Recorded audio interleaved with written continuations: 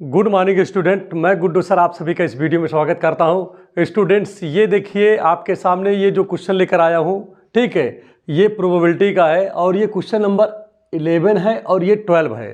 देखिए मैंने पिछले वीडियो में जो है 1 से लेकर के 10 तक बना दिया है। अगर आप पिछला वीडियो ना देखे हो तो प्लीज़ जाकर पहले उसको आप देख लीजिए ताकि आपको अच्छे से समझ में आ जाए। ठीक है बच्चों, ये मैं एनसीईआरटी बना रहा हूँ। इसके पहले मैं नगीन प्रकाशन की बुक से सारे जो है जितने भी क्वेश्चन है उसमें, ठीक है, जो कि परीक्षा में आ रहे हैं सभी को बना करके मैंने प्लेलिस्ट में रख दिया है। अगर आप अभी तक उसे न देखें तो उसको भी जा करके देख सकते हैं।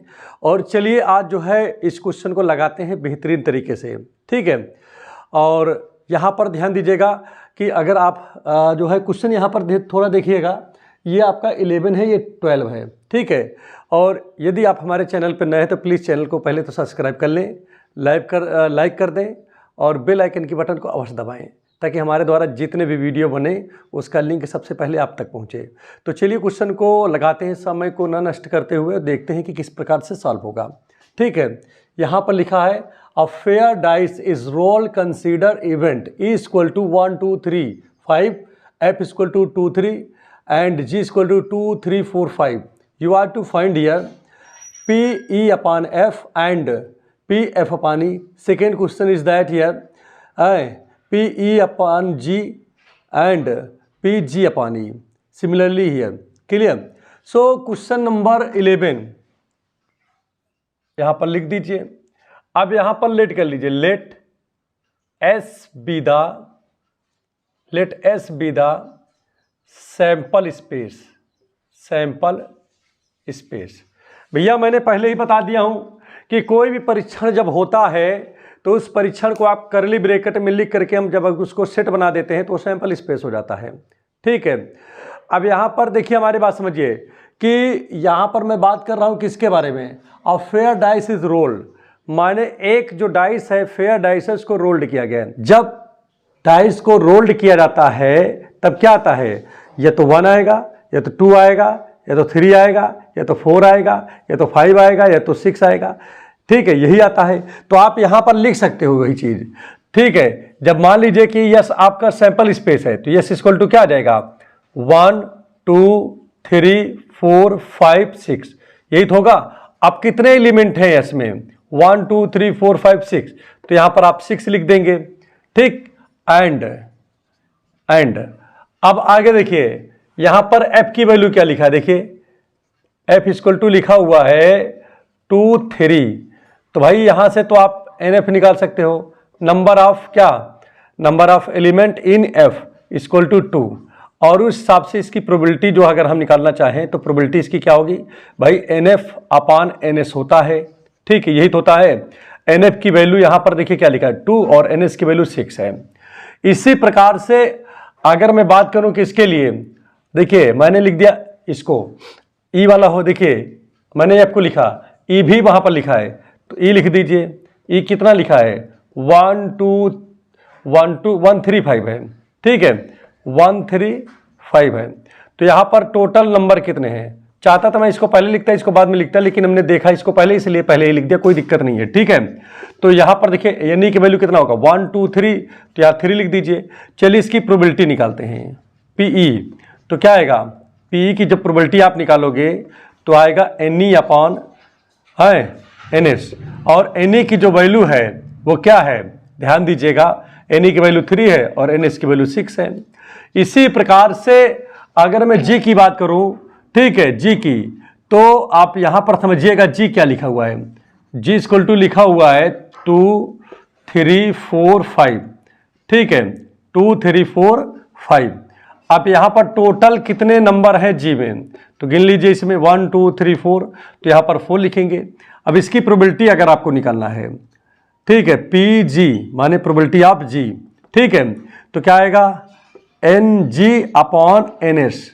ठीक है, कुछ नहीं करते हैं, जैसे प्रोबेबिलिटी निकालना हो तो जो यहां पर है एन जी है ना, ये एन जी यहां लिखो और टोटल जो है एन एस इसको नीचे लिख दीजिए, प्रोबेबिलिटी निकल जाएगी किसकी, जी की। तो एन जी की वैल्यू 4 है और इसकी वैल्यू 6 है। तो चलिए ठीक है, पहले ई और एफ की बात कर रहा है। नाउ पहले वाले में देखिए किसकी बात कर रहा है, जी देखिए ई और एफ की बात कर रहा है, तो पहले ई और एफ में इंटरसेक्शन पहले निकाल लो, ठीक है। तो देखिए ई और एफ में क्या मैच कर रहा है, 3 मैच कर रहा है, तो भैया केवल 3 मैच किया। ई और एफ में क्या मैच कर गया, 3 कर गया। तो यहां पर n इक्वल टू कितना आ जाएगा, n ई इंटरसेक्शन एफ, इसकी वैल्यू क्या आ जाएगा, 1 आ जाएगा, क्योंकि इसमें एक ही लेटर है। तो इसकी अगर प्रोबेबिलिटी अगर हम निकालने की बात करें, प्रोबेबिलिटी, ठीक है, पी ई इंटरसेक्शन एफ, तो क्या आएगा, n E intersection F upon n S, ठीक है। और ये 1 है और एन एस की वैल्यू यहां पर 6 है।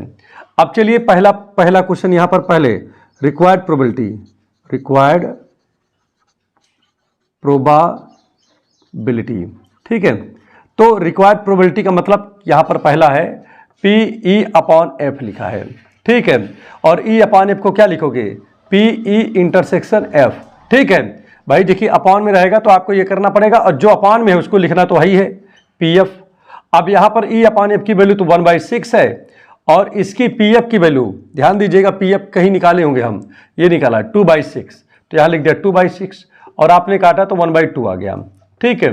तो देखिए आपके इसी में, अब इसी प्रकार से सेकंड है, एफ अपॉन ई है। अब इसे यहां पर देखिए तो इसको निकाल लोगे, ये सेकंड वाला आपका होमवर्क है, ठीक। अभी तुरंत करके मैं इसी में यूट्यूब के ही मैसेज बॉक्स में आप तुरंत उसको भेजिए। अब आइए इसी का जो क्वेश्चन नंबर 3 है, इसका थर्ड वाला ऑप्शन आपको बता देता हूं, ठीक है। और थर्ड वाले ऑप्शन में करना क्या है, जैसे कि यहां पर लिखा यूनियन एफ लिखा है, ठीक है। तो ई यूनियन एफ, ई में क्या लिखा है, देखिए ई में क्या लिखा हुआ है, देखिए 135 यूनियन एफ, एफ में क्या लिखा है 2 3। अब चलो इसको यूनियन बना, देखा जाए कितनी क्या आती है इसकी वैल्यू, माने दोनों को एक में करके लिखना है होता है, तो 1 2 इसमें मिल गया, और 3 2 बार है तो एक ही बार हम लिखते हैं, ठीक है। और 5, तो टोटल कितना हो गया, 4 हो गया, मतलब टोटल यहां पर देखिए इतना आ गया। अब चलिए नंबर, अगर नंबर की बात करो तो 4 हो ही जाएगा, इससे कोई मतलब नहीं है। अब चलिए इसके साथ इसका जो है इंटरसेक्शन कराते हैं, तो 9 ई यूनियन एफ है इंटरसेक्शन जी, तो इसकी तो वैल्यू यहां पर निकला है, क्या निकला है देखिए 1 2 3 5, ठीक है। और इंटरसेक्शन एफ जी है ना यहां पर, तो जी की वैल्यू क्या है देखिए यहां पर 2 3 4 5। अब दोनों मैच काउंट कर रहा है, देखिए ध्यान दीजिएगा, 2 मैच कर गया तो 2 लिख लीजिए, 3 मैच कर गया 3 लिख लीजिए, 5 कर दिया तो 5 लिख लीजिए कि नहीं। तो इस हिसाब से अगर मैं बात करूं ई, ठीक है, यूनियन एफ इंटरसेक्शन कितना है जी, तो इसकी जो वैल्यू होगी, अगर एन नंबर टोटल नंबर यहां पर देखें तो कितना होगा, नंबर ऑफ एलिमेंट, ठीक है। तो आ गया आपका 3 आ गया। अब रिक्वायर्ड प्रोबेबिलिटी पूछ रहा है,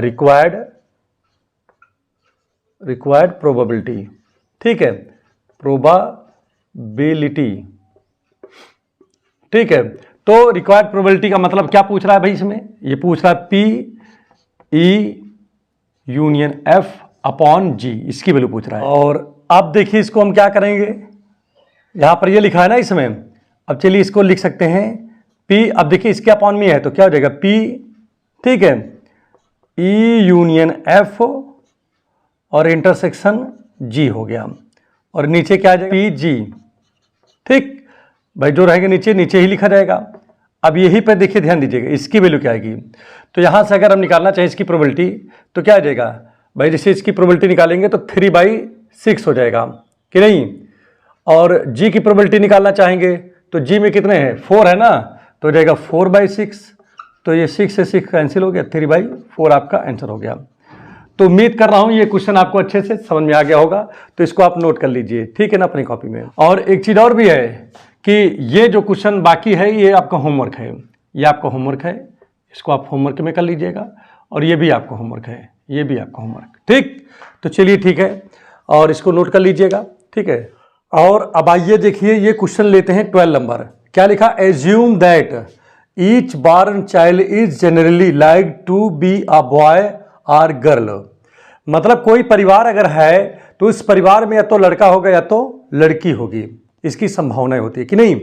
तो if a family has 2 children, अगर किसी फैमिली में 2 बच्चे हैं, ठीक है, 2 बच्चे का मतलब भाई लड़का भी हो सकता है लड़की भी हो सकता है कि दोनों लड़के हों, हो सकता है दोनों लड़कियां हों, हो सकता है एक लड़का हो एक लड़की, हो सकता है पहला बड़ा वाला लड़का हो और छोटी वाली लड़की हो, या हो सकता है कि जो है बड़ी वाली लड़की हो छोटा वाला लड़का हो। ठीक है, तो यहाँ पर टोटल इतनी संभावनाएं हो सकती हैं एक परिवार में 2 बच्चे जो है होने की, कि नहीं। तो जो देखिए यहाँ पर जो संभावनाएं हो सकती हैं, अगर उसको हम करली ब्रेकर में करके लिख लेते हैं तो वो हमारा क्या हो जाता है, आपको मैं पहले बता चुका हूं, वो हमारा सैंपल स्पेस हो जाता है, जिसे हम क्या बोलते हैं हिंदी में, प्रतिदर्श समष्टि। तो इसीलिए मैंने लिख दिया है S be the sample space. तो एस इक्वल टू क्या हो सकता है बताइए, घर में क्या हो सकता है, हो सकता है पहला लड़का हो दूसरा भी लड़का हो जाए, या हो सकता है कि पहली लड़की हो पहला लड़का हो और फिर लड़की हो जाए, या हो सकता है कि पहले लड़की हो फिर बाद में लड़का हो, या हो सकता है कि पहले लड़की हो बाद में भी क्या हो जाए, लड़की हो जाए। तो ये इतनी संभावनाएं हो सकती हैं। तो टोटल कितना है यहाँ पर देखिए, कितने हो गए, 1 2 3 4। तो यहाँ पर टोटल जो नंबर है सैंपल स्पेस में एलिमेंटों की संख्या जो है वो 4 हो गया। तो यहाँ तक बातें आपको अच्छे समझ में आ गया हो गया। ठीक है, मतलब आपको पता हो गया कि भाई एक परिवार में अगर मान लीजिए 2 बच्चे होते हैं तो क्या हो सकता है, हो सकता है कि पहला वाला बच्चा बेटा हो माने बॉयज हो, दूसरा भी बेटा लड़का हो वो भी बॉय हो गया, कि नहीं। हो सकता है तो जैसे यहाँ पर मैंने लिख दिया पहला बॉय दूसरा बॉयज, हो सकता है कि पहला जो है बेटा हो दूसरा बेटी हो सकता है पहले बेटी हो दूसरा बेटा हो सकता है पहली बेटी हो दूसरी भी बेटी हो। तो यहाँ पर बी जो है वो क्या डिनोट कर रहा है, बेटा को, और जो जी है वो गर्ल्स मतलब लड़की को यहाँ पर डिनोट कर रहा है। ठीक है, अब आगे इसमें पढ़ लीजिए क्या पूछ रहा है, probability that what is the conditional probability that both are girl. तो यहां पर मान लेता हूं क्या, लेट किया, let E equal to event that both क्या लिखा है, बोथ आर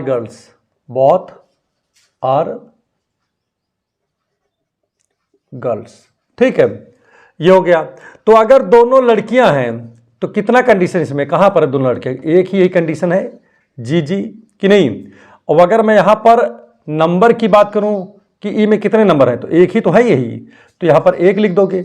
इसकी अगर प्रोबेबिलिटी की बात करूं मैं तो प्रोबेबिलिटी के लिए फार्मूला आपको पहले पता हूं कि एन अपॉन एन एस होता है, क्या होता है एन अपॉन एन एस, कि नहीं।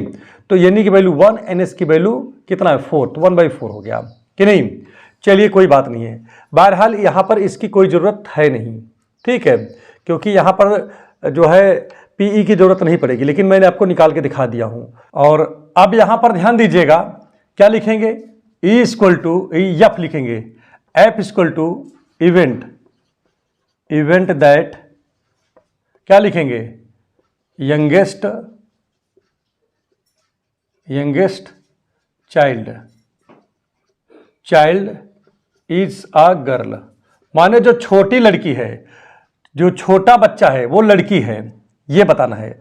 तो छोटा बच्चा लड़की है, तो छोटा बच्चा लड़की कहां पर है, ये छोटा बच्चा ये लड़की यहां पर है और छोटा बच्चा लड़की यहां पर है, और जो पहले है वो बड़ा है, जो बाद में छोटा है।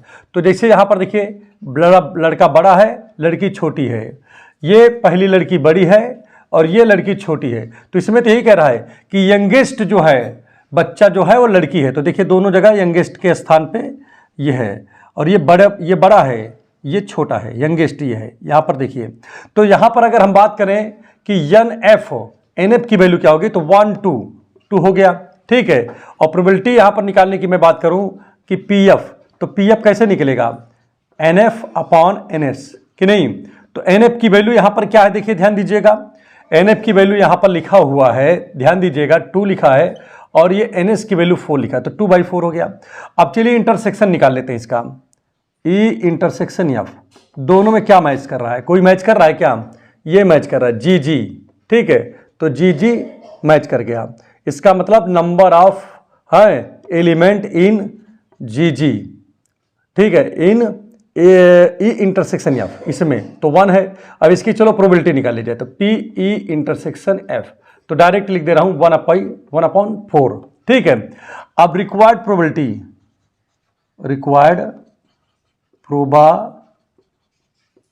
प्रोबेबिलिटी ठीक है। तो रिक्वायर्ड प्रोबेबिलिटी क्या होगी, क्या पूछ रहा है रिक्वायर्ड प्रोबेबिलिटी, ई अपॉन एफ की वैल्यू पूछ रहा है। माने ई का पूछ रहा है, ई का मतलब दोनों लड़कियां हों, जब क्या आपको किसकी प्रोबेबिलिटी दिया हो, बताइए एफ हो, माने ये दिया हो कि जो छोटा बच्चा है वो लड़की हो, इसकी प्रोबेबिलिटी दी हुई हो, तब आपको किसकी प्रोबेबिलिटी निकालना है कि दोनों के बेटी होने की प्रायिकता बताइए। तो आपको तो पता है कि अगर अपॉन में हो तो सबसे पहले इसको इंटरसेक्शन में कर लेते हैं कि नहीं, और अपान पी एफ लिख दिया। अब यहां पर ध्यान दीजिएगा, इसकी वैल्यू जो है वो तो 1/4 है, और पी एफ की वैल्यू कितना लिखा है, पी एफ ये देखिए 2/4, तो यहां पर 4 से 4 कट गया तो 1/2 आपका आ गया, और ये आपका आंसर हो गया। तो आप इसको लिख लीजिए। बहुत ही बेहतरीन क्वेश्चन है, बिल्कुल आपको दिमाग नहीं लगाना पड़ रहा है, कि लगाना पड़ रहा है बताइए। अगर नहीं लगाना पड़ रहा है तो प्लीज चैनल को सब्सक्राइब कर लें, लाइक कर दें, शेयर कर दें, और बेल आइकन की बटन को अवश्य दबाएं। Thank you.